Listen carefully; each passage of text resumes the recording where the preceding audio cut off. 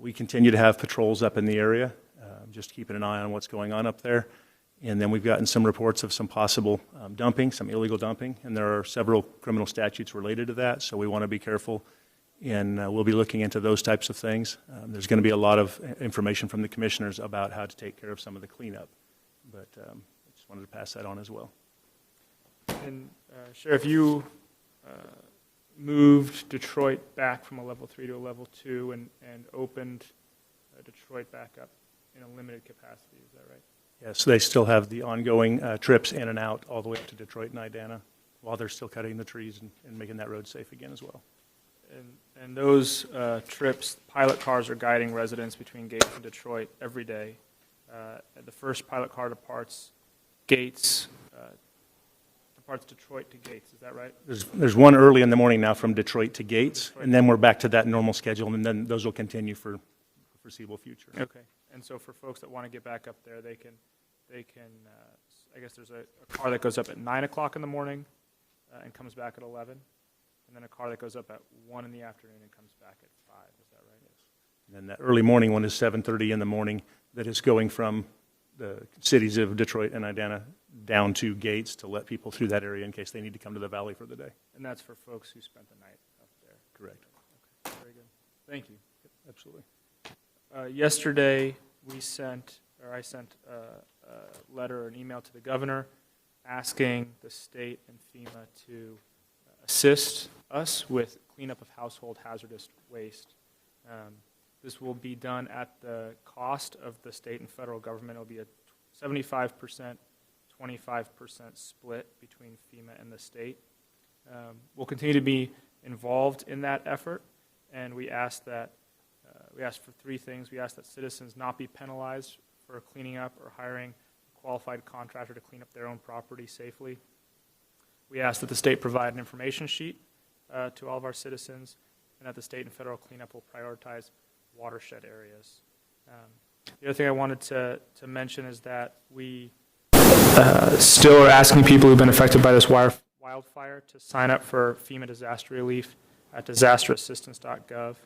And FEMA has now located representatives at Anthony Hall in Sublimity. So you can actually go and speak to someone who works for FEMA, and they can walk you through that process and get you any assistance that's available to you. So with that, I'll let you have it, Commissioner. I will. Chair Willis just kind of got over the subject about debris management. It's something the county's working very hard on now. I'm going to have to ask a little patience, and I'll tell you why before we get through. This 2-part program the Commissioner was talking about, one has, and I mentioned it last week too, has FEMA coming through and taking care of household hazardous waste, and then Corps of Engineers coming doing the final real ash and foundation and cleanup of the lots. It's a program I'd like to see if we can pull the trigger on it and get agreement how to do it. It can be the quickest and the cleanest, and it's really important to me that the ash from the forest is one thing, but the ash from structures, homes, cars is quite another, and we want to get those off the watersheds. Otherwise they will be. I don't mean to be scaring everybody, but I don't want them draining into the creeks and into Detroit and wherever else it goes. It's really important that we can remove all that. The other thing, if we can get this done, it's the quickest. It could be all cleaned up we've had a story of just a couple months after they start. I don't know if that's reasonable. Just yesterday, we had a presentation from the city administrator from Malibu, California. They'd had a similar fire, much smaller, but she talked about this program working out just as advertised, and we've got to give it a chance. Otherwise, it's going to be helter-skelter. We won't be sure we get it all cleaned up. And I think this is a much better way. The sheriff talked about some illegal dumping. I just don't think we can tolerate that. We want to get these things cleaned up, but it isn't like the stories I'm hearing, this is anecdotal, but pickups going full into the woods and coming back empty. I just can't tolerate it. That leaves those pollutants there for somebody else to deal with, get into the streams we're talking about, and I'm I'm just going to ask if we find any of that going on that's truly be cited both as county ordinance, DEQ, and probably some federal regulation on Forest Service. So we're just not going to tolerate it. Thank you, Commissioner. Brian, do you want to add anything? Yeah, I do have some additional details on the cleanup program that Commissioner Brentano was just talking about. At Public Works, I know in a lot of different departments, we're getting questions from folks that are frustrated, wanting to know details. And so we're working really aggressively with ODOT and our federal partners to get those details pinned down and out to people as quickly as we can. So the state has formed a statewide task force to deal with debris management. So that's the first piece, and that's the two-step program that the commissioner was talking about. This is the same kind of program that other states have done.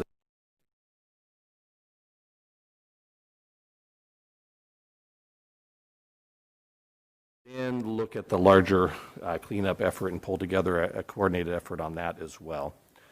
So two-step process like we talked about. The household hazardous waste cleanup, that really just focuses on things like batteries, fuels, chemicals that are there and typically present in every home, regardless of what, when the home was built. And that is the first easy step to take care of because we could do it under the existing FEMA authorizations. That's the reason why that's a priority focus right now. So the plan from the state level is they've asked EPA to lead that charge. EPA has done this in a number of other places, so they've got a fairly well worked out program. We are expecting to see boots on the ground mid-October for that first phase of the cleanup effort. We've got insurance from the state. There is no cost to homeowners or insurance providers for that. It is all of that is taken care. All those costs are taken care of in the FEMA program itself. And we, Marion County, we're asking the state to prioritize Santiam Canyon because of the sensitivity of the watershed and the number of, the population that relies on the river for drinking water. So we're working with the state on that aspect of it.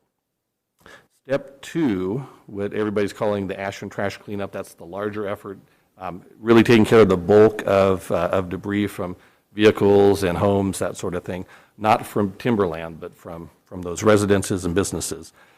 Still some details to work out on that. FEMA has not yet authorized the funding for that phase of cleanup, and the state and the feds have about another week worth of process to go through to get to that step. So we are in a process, and that's one of the reasons why we don't have all the details until those authorizations are finalized. But the plan is to do a large-scale coordinated cleanup effort across all the counties that are affected. Again, that'd be led either at the state or the federal level with input from the county, so we can help them understand what the priorities are and what our particular needs in the county are. The timeline on that one is not pinned down yet. So we're hearing that once they hit the ground, it's typically, like Commissioner Brentano said, a couple of months on something our size. So, but we won't have those dates until maybe a week from now or so. So there'll be more information coming out about that. All right, to participate in this. So here's a key element where the county is going to be involved.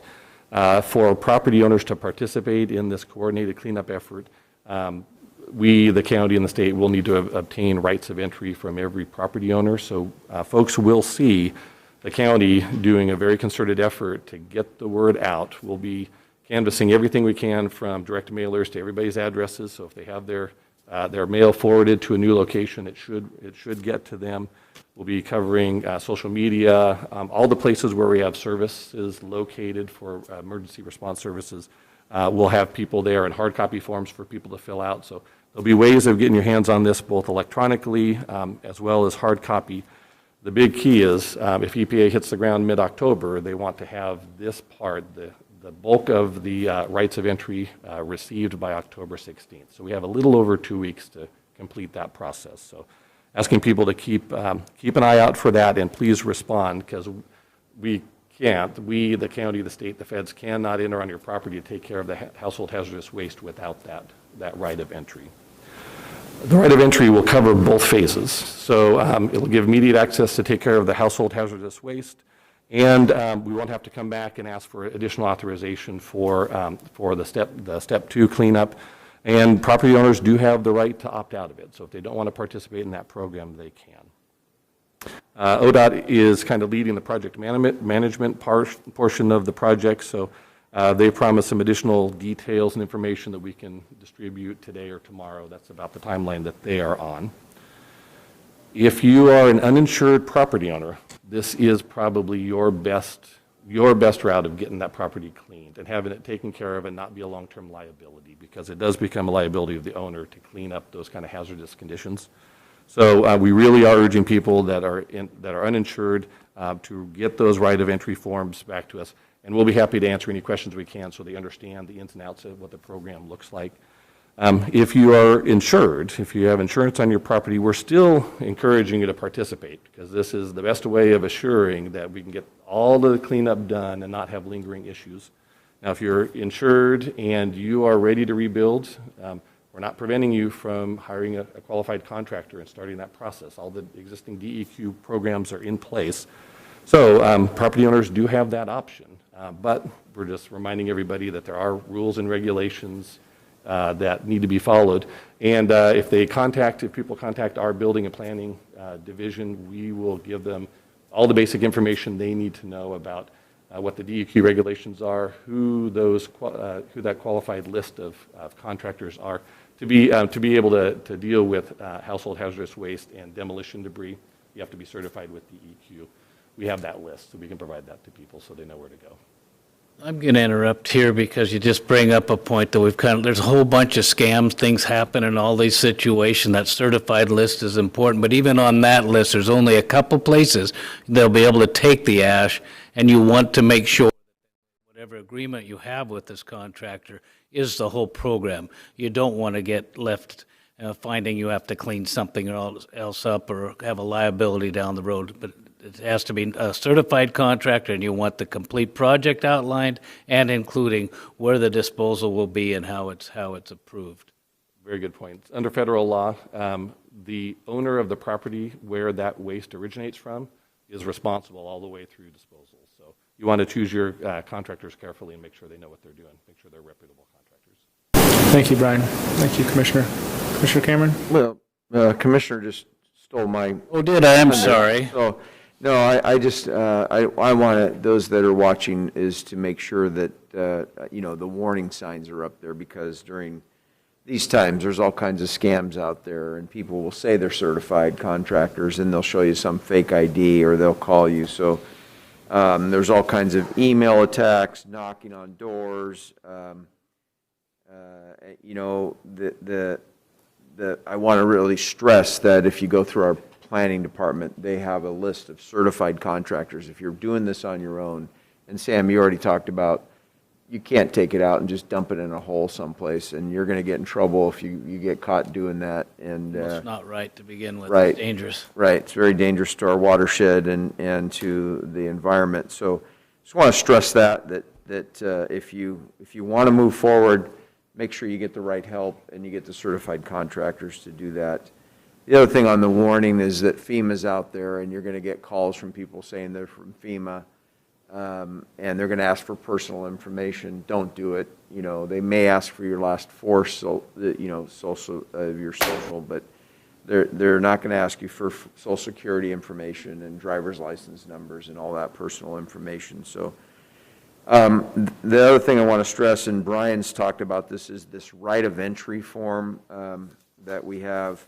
An example of it here should be out by tomorrow on our website. If you have not signed up for any of our newsletters in Marion County, there's a newsletter that's specific to the Little North Fork in the Canyon area. You can go into our website and you can put your email on that. And Jolene talked about this morning that they will be using our .gov delivery system.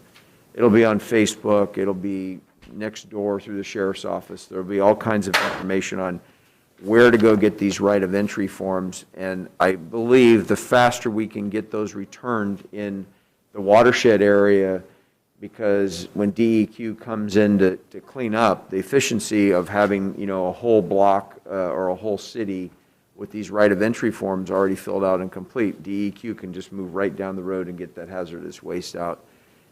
So I want to encourage people in Marion County that have been impacted by these fires to fill those out. Even if your house wasn't destroyed, you had some building go down or whatever, fill that out and get it back in.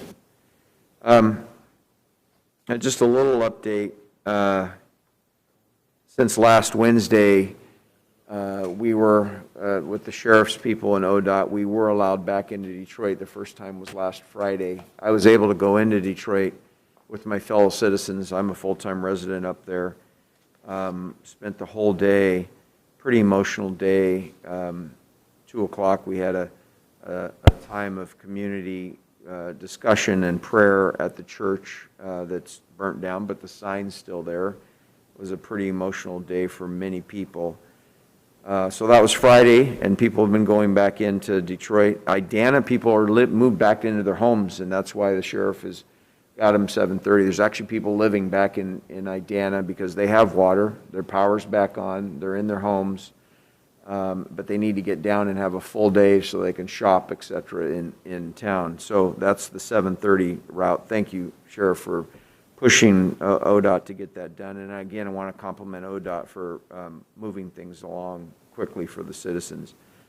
On Saturday, I was able to visit Gates and Mill City with both their mayors. Friday was Mayor Trett in Detroit. Saturday was both their mayors in Gates and Mill City and some of their citizens. And we had Senators Merkley and Wyden there and FEMA there, so they were answering some questions and getting much more questions than we probably had answers to. And so we're continuing to move down that path and getting the answers to those people. But I just, right now, stress, get the right of entry forms in so EPA can come in and do that cleanup. And then obviously step 2 will be the, as we call it, the ash and trash. So then people will be able to start to really look at rebuilding. So that's what I've got. Thank you, Commissioner. Sergeant Landers, do we have any questions this morning? The one question that was submitted was around where to find the right of access and entry forms. Appreciate Commissioner Cameron to make sure that was out there, included. But just to reiterate, it's going to be available on the Marion County website, as well as they'll be mailed out to available folks here within the next few days. Very good. Okay. Thank you. Well, if there's no other questions, then we'll conclude. Thank you.